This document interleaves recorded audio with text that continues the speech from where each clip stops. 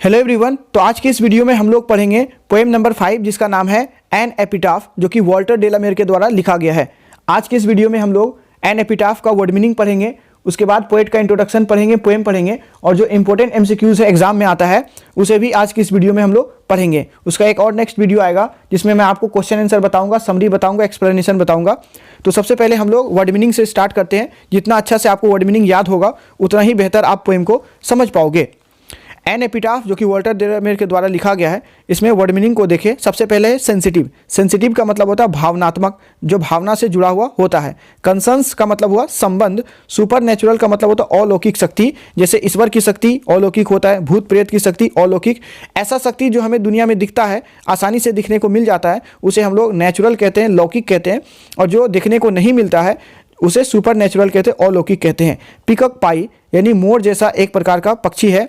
Depict यानी प्रतिबिंबित करना। ड्रीम यानी सपना, स्वप्न। मेलंकली कहते हैं निराशा को। अवेयर यानी अवगत कराना, जागरूक कराना। इन ह्यूमन का मतलब होता है अमानवी, जो मानवी ना हो, अमानवी। कंडीशन यानी दशा, स्थिति, हालत। जीनियस का मतलब होता है प्रतिभा। इवेंसिंग का मतलब होता है प्रदर्शित करते हुए। फ्रेश इंटरेस्ट यानी ताज़ा अभिरुचि। थीम कहते हैं भाव को, आशय को। ऑनर्ड यानी सम्मानित किया गया। लाई का मतलब लेटना या पड़ा रहना। लेडी यानी महिला या औरत। लाइट ऑफ स्टेप का मतलब होता है चंचल, फुर्तीला। हार्ट का मतलब होता है हृदय। एवर यानी कभी। वैनिश मतलब गायब होना। पास यानी गुजरना। हॉएवर मतलब कितना भी। रेयर रेयर यानी दुर्लभ से दुर्लभ। क्रम्बल का मतलब होता है टूट टूट कर बिखर जाना या मर जाना। ये बहुत ही छोटा पोएम है, बहुत ही आसानी से कंप्लीट हो जाएगा और एक भी क्वेश्चन यहाँ से नहीं बचेगा। तो ये पोएट का वर्ड मीनिंग था पोएम का। और अब हम लोग जो है पोएट का इंट्रोडक्शन पढ़ेंगे और पोएम पढ़ेंगे। चलिए स्टार्ट करते हैं पोएट के इंट्रोडक्शन से। तो एन एपिटाफ का मतलब होता है एक कब्र लेख या एक समाधि लेख। Walter de la Mare 1873 to 1956। Walter de la Mare 1873 से 1956 तक। मीन्स वी कैन से कि वॉल्टर डेलामेर का जन्म 1873 में हुआ और 1956 में वो मर गया। Was born in the village of Charlton, Kent, England. कि कहाँ पैदा हुआ? Was born in the village of Charlton, Charlton के गांव में पैदा हुआ। इन केंट, केंट नामक राज्य में, इंग्लैंड नामक देश में। तो इंग्लैंड के एक राज्य है केंट, इंग्लैंड एक देश है, उसमें एक राज्य है केंट, और केंट में एक शहर है कैरलटोन, उसी के गांव में वो पैदा हुआ। ही लॉस्ट हिज फादर, उसने अपने पिता को खो दिया। कब खो दिया? एट द एज ऑफ 4, 4 वर्ष की उम्र में। बहुत ही इंपॉर्टेंट है और इंपॉर्टेंट वाला लाइन में अंडरलाइन भी कर रहा हूँ। ही लॉस्ट हिज फादर, उसने अपने पिता को 4 वर्ष में खो दिया। इसका मतलब ये नहीं है कि वो कहीं मेला देखने गया और उसका पिताजी खो गए, बिल्कुल भी नहीं। Means his father died when Walter de la Mare was at the age of 4। जब वॉल्टर डेलामेर 4 वर्ष का था तो उस समय उसके पिताजी मर गए। एंड हैड टू मूव, और उन्हें जाना पड़ा। अगर मैं कहूँ आई हैव टू ईट, मुझे खाना पड़ता है। आई हैड टू ईट, मुझे खाना पड़ा। एड हैड टू गो, उन्हें जाना पड़ा। हैड टू मूव, जाना पड़ा। कहाँ जाना पड़ा? विद हिज फैमिली, अपने परिवार के साथ। टू लंदन, यानी लंदन जाना पड़ा। तो जब इसके पिताजी जिंदा थे तब ये कैरलटोन के किसी गांव में रह रहे थे, लेकिन पिताजी के मरने के बाद इन्हें लंदन जाना पड़ा। यानी पिताजी का मरना चाहिए कि नहीं? बिल्कुल भी नहीं, जाना यहाँ मजबूरी है, शौक नहीं है। ये नहीं कि पिताजी जिंदा थे तो गाँव में रह रहे थे, अब देखो पिताजी मर गया तो लंदन में रह रहे हैं। अक्सर हम लोग देखते हैं कि गाँव से लोग शहर की ओर जाते हैं। तो शहर जाते हैं वो किस लिए जाते हैं? क्योंकि उसका मजबूरी होता है, उसे आर्थिक समस्या होता है। ही इज नॉन, वो जाना जाता है। किसके लिए जाना जाता है? फॉर सेंसिटिव कंसर्न, यानी भावनात्मक संबंधों के लिए जाना जाता है। किसके साथ? With the world of children, बच्चों के दुनिया के साथ। And the world of super natural, और अलौकिक शक्ति के दुनिया के साथ। जो वॉल्टर डेलामेर है वो बहुत कम उम्र में अनाथ हो गए थे और इसके वजह से वो बच्चों के दुनिया के साथ भावनात्मक संबंधों के लिए जाना जाता है। यानी बच्चों की दुनिया के साथ उसका बहुत ही ज़्यादा भावनात्मक संबंध बन जाता है। और जो अलौकिक दुनिया है, अलौकिक शक्ति का जो दुनिया है, यानी भूत प्रेत हो गया, आत्मा हो गया, ईश्वर हो गया, इनसे ये काफ़ी जुड़ा हुआ मालूम पड़ते हैं या महसूस करते हैं अपने आप को। ही सॉन्ग्स फॉर चिल्ड्रेन, और उनके जो किताब है, एक किताब है उसका बहुत ही इंपॉर्टेंट जिसका नाम है सॉन्ग्स फॉर चिल्ड्रेन। इसका जो किताब है songs for children. And Peacock Pie, एक और किताब है जिसका नाम है Peacock pi.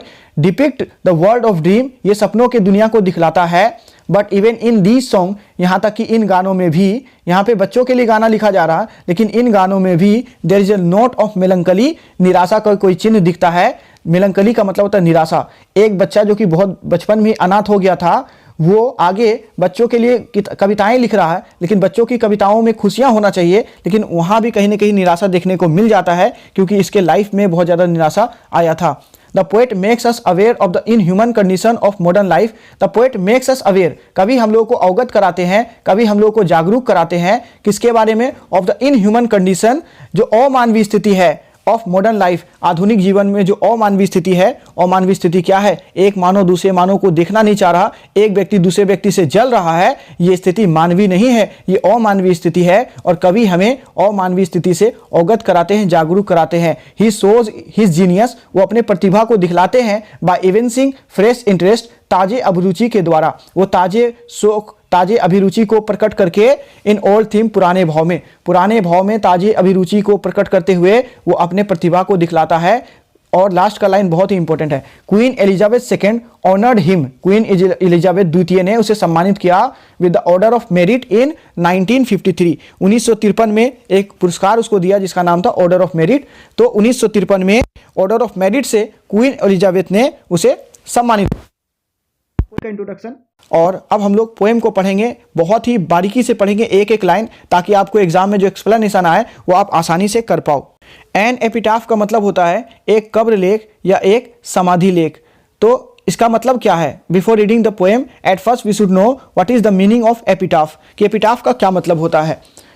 As we no, जैसा कि हम लोग जानते हैं, वी ह्यूमंस आर मोर्टल, कि हम मानव प्राणी मरणशील होते हैं। Means each and every person of this world who has born has to die one और अनदर डे, कि इस दुनिया में जो भी व्यक्ति जन्म ले लिया है उसे एक ना एक दिन मर जाना है। तो एक ना एक दिन तो मर ही जाना है। But if a person dies in our society, लेकिन यदि समाज में, हमारे समाज में कोई व्यक्ति मर जाता है, then there are two customs to dispose dead body, तो उस मरे हुए लाश को, उस मरे हुए व्यक्ति को, लाश को समाप्त कर देने का दो परंपरा है, दो रीति रिवाज है हमारे यहाँ। वो दो रीति रिवाज क्या है? If the dead person is a Hindu, अगर वो मरा हुआ व्यक्ति कोई हिंदू है, then the dead body is carried towards a burning ghat, तो उसके लाश को किसी शमशान घाट में लेके जाया जाता है, एंड बर्न देयर, और वहाँ ले जाके उसे जला दिया जाता है। But if the dead person is a Muslim और क्रिश्चियन, लेकिन मरा हुआ कोई व्यक्ति अगर मुस्लिम है, क्रिश्चियन है, then the dead body is carried towards a graveyard, तब उसके लाश को किसी कब्रिस्तान में लेके जाया जाता है,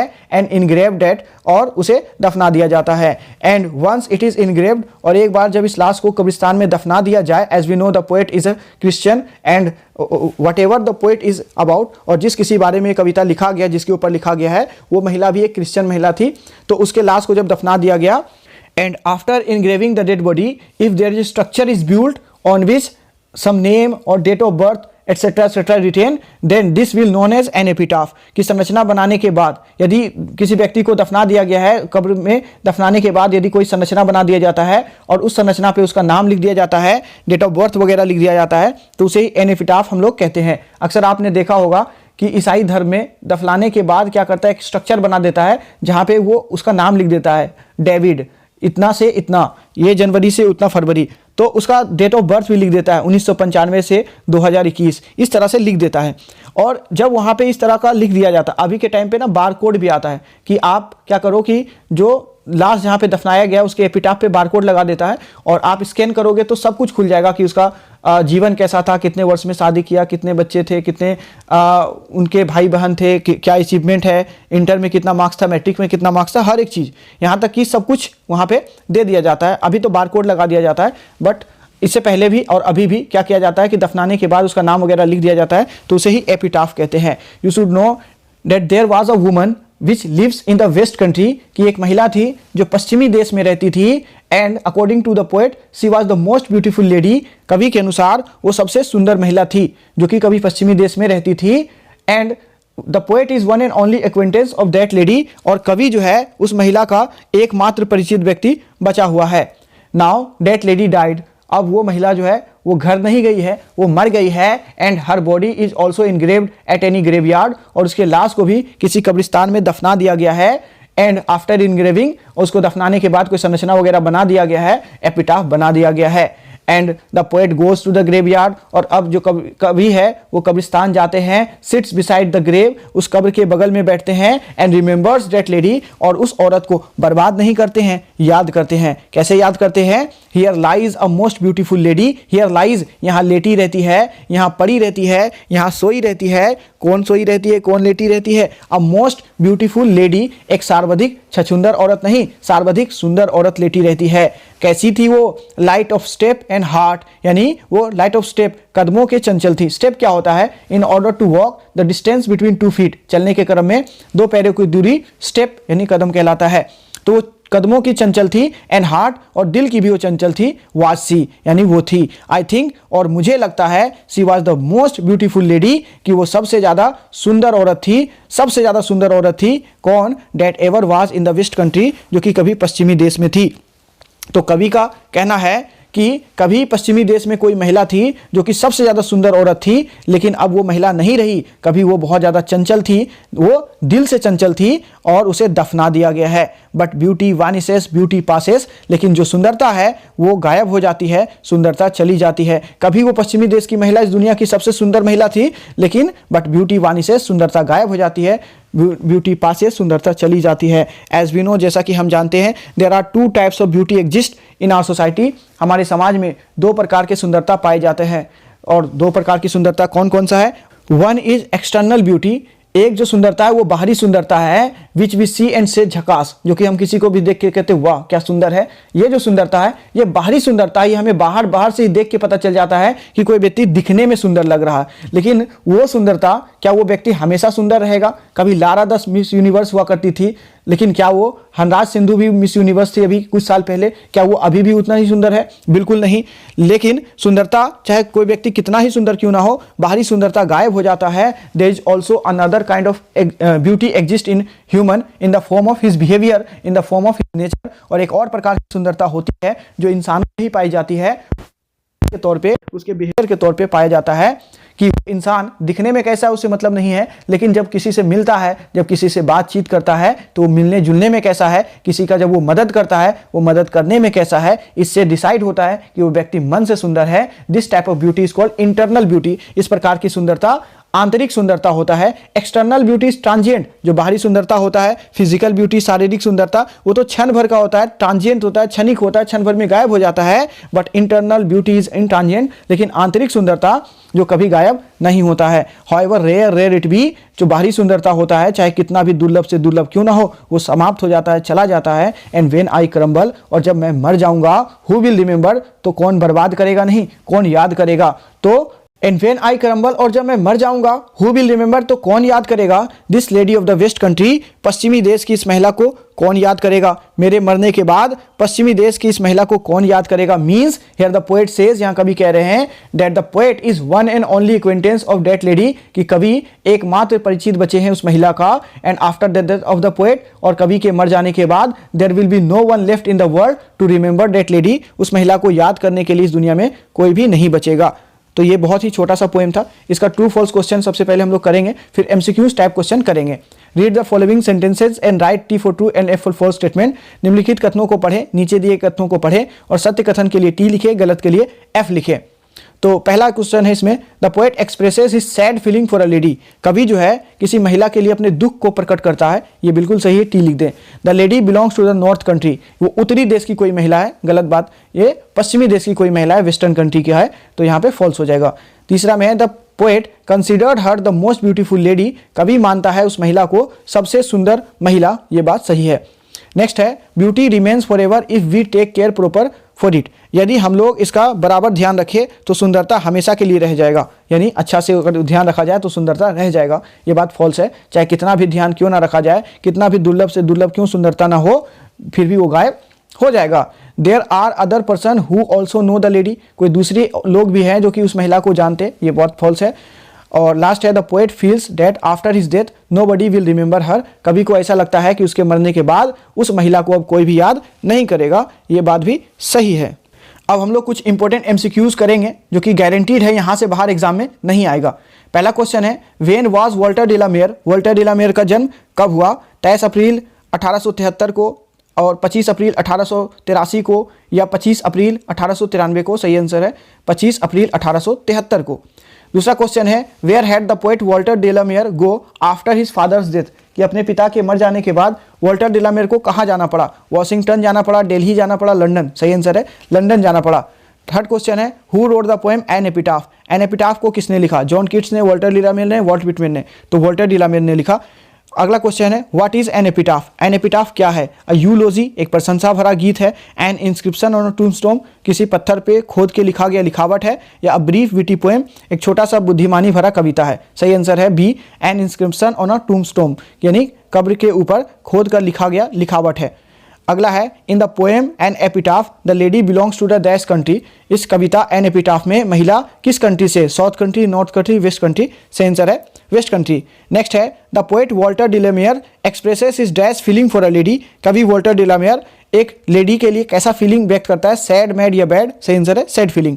नेक्स्ट है according to the poet Walter de la Mare physical beauty is dash, कवि वॉल्टर डेलामेयर के अनुसार शारीरिक सुंदरता कैसा होता है? एवर लास्टिंग, हमेशा रहने वाला, इंटरनल आंतरिक, ट्रांजिएंट क्षणिक? तो सही आंसर है ट्रांजिएंट, यानी क्षणिक होता है, क्षण भर में गायब हो जाता है शारीरिक सुंदरता। नेक्स्ट है the poet considered her the dash lady, कवि उस महिला को कैसा औरत मानता है? द मोस्ट ब्यूटीफुल लेडी, सबसे सुंदर? सही आंसर है सबसे सुंदर। 9 में है queen Elizabeth dash honoured with the order of merit, कब किसने क्वीन एलिजाबेथ ने उसे 1853 में ऑर्डर ऑफ मेरिट से सम्मानित किया? तो कौन सा? द्वितीय, तृतीय, थर्ड? सही आंसर है द्वितीय, ए ऑप्शन सही है। लास्ट क्वेश्चन है व्हेन डिड वॉल्टर डेलामेयर डाई, कि वॉल्टर डेलामेयर कब मरे? तो 1956 में, 22 जून 1956 में मरे। Thank you so much for watching this video. देखो अगर आप पूरा कोर्स लेना चाहते हैं तो दिए गए नंबर पर कॉन्टैक्ट करें, आपको कंप्लीट कोर्स मिल जाएगा। Thank you so much.